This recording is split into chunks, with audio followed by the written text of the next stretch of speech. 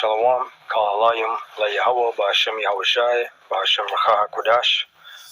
Double honors to the apostles of Great Millstone, the apostles, elders, and bishops that rule well, and who I learned this truth from. And salutations and blessings unto you elect, 144,000 and the 1/3, brothers and sisters out there. Alright. The Wadi Yahweh, Ba'ashem Yahushai, Ba'ashem Rachahakodash, for letting me do this lesson. Going into more history on pretty much the Israelites in Eastern Asia, all right, the Far East. And this is going to touch on a few points, but mainly it's going to circle around this character, Shenngong, right? And as you see here, this is an image of him, and this is from NasirResearch.com. All right, very good website. It says, in order to familiarize ourselves with who Shenngong is, let's read and examine a few quotes from different sources. After reading these excerpts, it will be clear to see how important the man Shenngong was in establishing Chinese culture, diet, and traditional medicine. He is also credited with establishing the original Chinese monetary system, as well as the introduction of different tools to the Chinese. The first source's quote comes from an article by Dr. Subhuti Dharmananda of the Institute for Traditional Medicine. According to Dr. Subhuti, Shenngong, the divine farmer. Now, that's an interesting description or title, the divine farmer. You know, now aren't you Israelites farmers? Aren't you husbandry? Right? Isn't that part of our forefathers' lineage and legacies? Right? Them being husbandmen. Right? Them practicing husbandry. Right? This is Sirach 7:15. Hate not labor's work, neither husbandry, which the Most High hath ordained. Right? So husbandry is a part of, stewardship. Now, in the kingdom, we're not going to have to labor. It's going to be like in the garden. It's actually going to be better, right? Pursuant to the book of Ezekiel, the Lord said He's going to do unto us better. He's going to do unto us better than at the first, right? Roughly paraphrasing. So the divine farmer is the legendary originator of Chinese herbal medicine. It is believed that he was first known as Yan Di, Emperor of Fire, which is why he eventually became known by the full title Yan Di Shenngong Shi. Alright? These are some images here.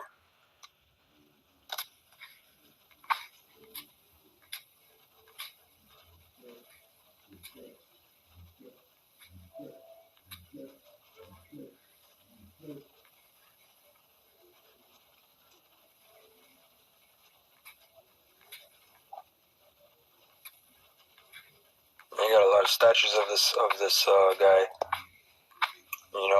especially in Taiwan. So let's jump down. It says Shenngong is said to have helped people transition from a diet of meat, clams, and wild fruits to one based on grains and vegetables, and for developing herbal medicine. Right, this Chinese TCM, right, traditional Chinese medicine. Right, that's where you have your acupuncture, your acupressure points, your massaging, your qigong, your breathing, right?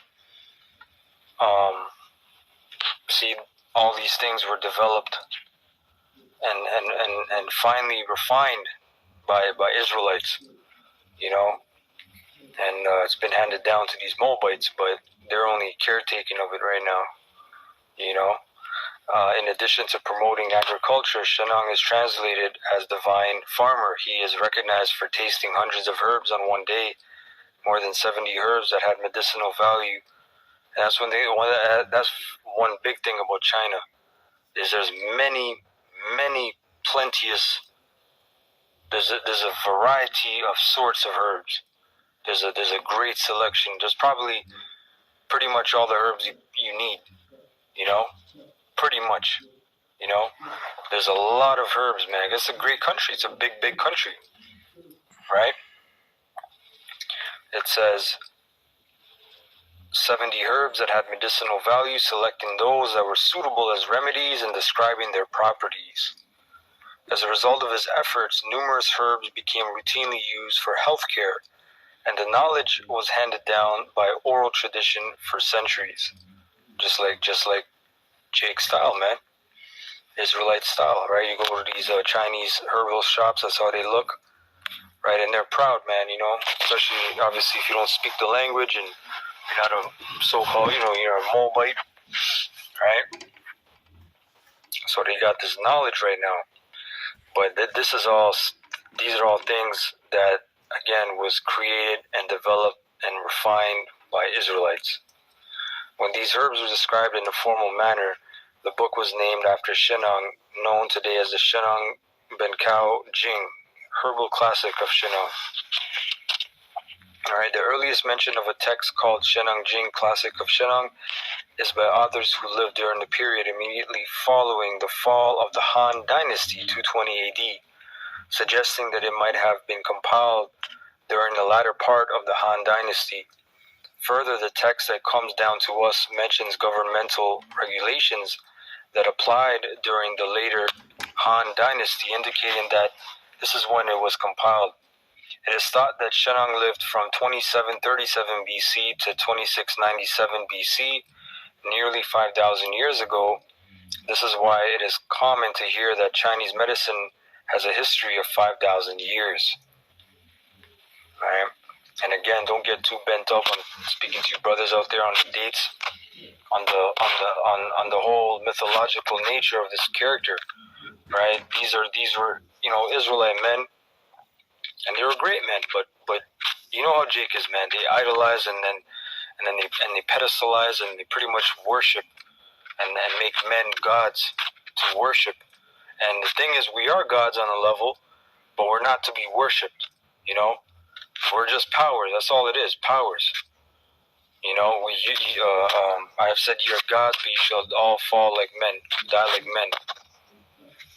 Right? In the book of Psalms 82. So it says the divine farmer was one of the mythological bearers of culture at the beginning of civilization. Han historians and myth makers describe his most fundamental task as having led humanity out of a state of hunting and savagery, away from eating raw flesh, drinking blood, and wearing skins, towards an agrarian utopia. Here is the Huananzi account from the 2nd century BCE. It says, in ancient times, the people ate grasses and drank from rivers. They picked fruit from trees and ate the flesh of mollusks and beetles. At that time, there was much suffering from illness and poisoning. So the divine farmer taught the people for the first time how to sow and cultivate the 5 grains and to examine the suitability of the earth, to differentiate dry or waterlogged, fertile, high, and lowland. He tasted the flavor of the 100 plants and the sweet or bitterness of river and spring, and he taught the people what to avoid and what to follow. At that time, on just one day, he came across 70 poisons. Alright? I'm going to skip, hold on one second, I'm going to go down. Again, you can read a lot of this information. Hold on one second, there's a point I wanted to get.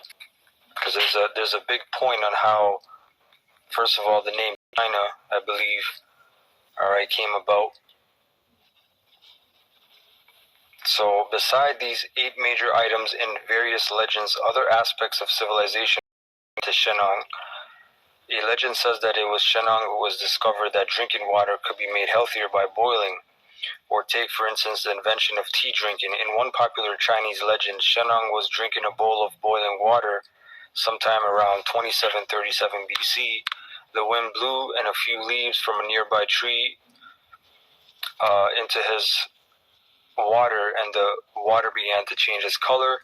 The ever inquisitive and curious monarch took a sip of the brew and was pleasantly surprised by its flavor and its restorative properties. A variant of the legend tells that the emperor tested the medicinal or medical properties of various herbs on himself, some of them poisonous, and found tea to work as an antidote to poison.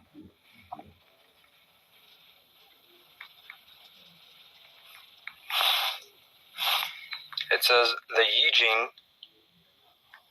Jing Book of Change, one of the most ancient Chinese writings, starts by introducing the figure of Fuji, who studied stars and earth, birds, and animals, and learned many things from them. Now that's scriptural. I gotta get this. Hold on. Let me get this real quick. Book of Job, 12 and 7. And it says, "But ask now the beasts, and they shall teach thee, and the fowls of the air, and they shall tell thee. Or speak to the earth, and it shall teach thee, and the fishes of the sea shall declare unto thee." You know, hey, sometimes you look at animals, you watch animals, you observe, and you see what they're doing. And if you really observe and watch what they're doing, you can learn from them. You can learn the behavior patterns and why they do what they do. And what do you think that all those shows that Esau has is all about? You know, Esau with his binoculars, you know, from a distance watching, oh, look at that kangaroo, yeah, and oh, look the tiger, and you know, National Geographic, and hours and hundreds of hours, thousands of hours of footage of them planting cameras somewhere and watching things happen in nature, you know, live, right? That goes into learning from the creations of the Most High. Right? Let me get an NLT. Just ask the animals and they will teach you. Ask the birds of the sky and they will tell you. Speak to the earth and it will instruct you. Let the fish and the sea speak to you. Right? Pretty much the same thing. Anyway, let's go back. Now this character Fuji as well, it says after Fuji died, Shenngong rose, he made plow and taught people how to raise crops and fishing. He invented money and market for the exchange of goods. Temples to Shenngong are spread everywhere. Given also that China is mainly an agricultural country and many temples dedicated to other deities, there's also a chapel or an altar with Shenngong statue. Now this character Fuji, right here, right, I'm going to get this part, alright, this information. This is from a book called African Presence in Early Asia by Ivan van Sertima. This is from page 124. Down here, alright, down here in the middle paragraph, it says, early Chinese legends relate traditions of divine dynasties. And this is why I talk about legends, mythology, you know, all these demigods and you know, these divine people.